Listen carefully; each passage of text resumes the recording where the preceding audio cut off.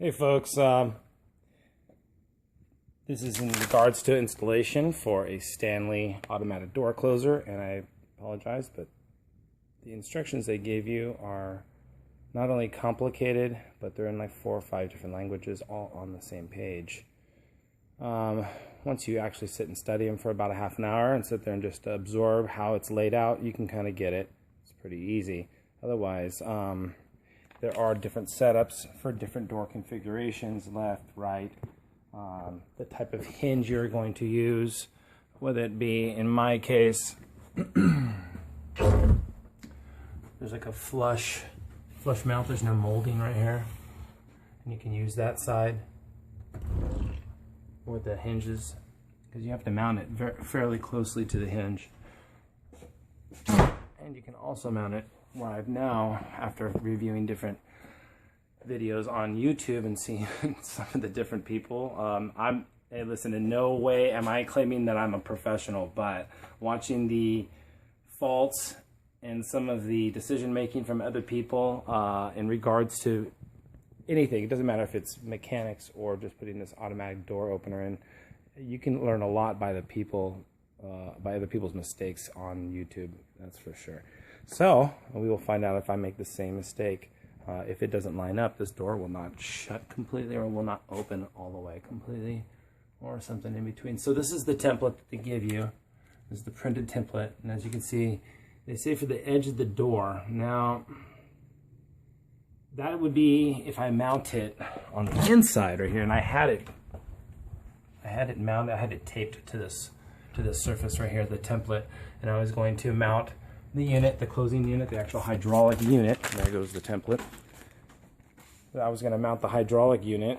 They say put the valves, the adjustment valves, facing towards the hinge.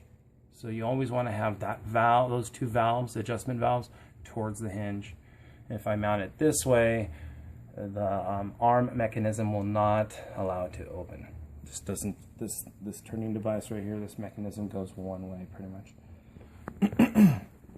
Excuse me. So I was going to mount it like this, and then have the arm come down and attach to the door. However, my security system camera's right here, and there's just a whole bunch of bulky wires already in this hallway, which I'm trying to eliminate. So rather than have all the mechanics of this arm right here twisting and turning in the way, I've opted now, from watching this video on YouTube right here, I don't know which one it was. It was let's see here. Yeah, this guy right here. Mounting my Stanley door closer. I mean, apparently his door works, and it's mounted similar to how this hinge and upper surface is. The problem is I have a molding, so I'm gonna have to do one of two things: either mount it directly to the molding and just look a little, or cut a piece of the molding out.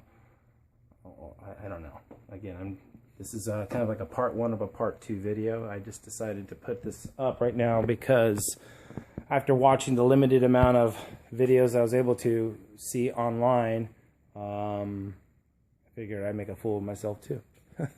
So I'm going to mount this, these instructions, this template right here, because I figured this guy did it exactly like that. He's got the very similar setup. I'm going to mount this right here, on the inside edge, okay? And there's another template that they have to mount this piece on.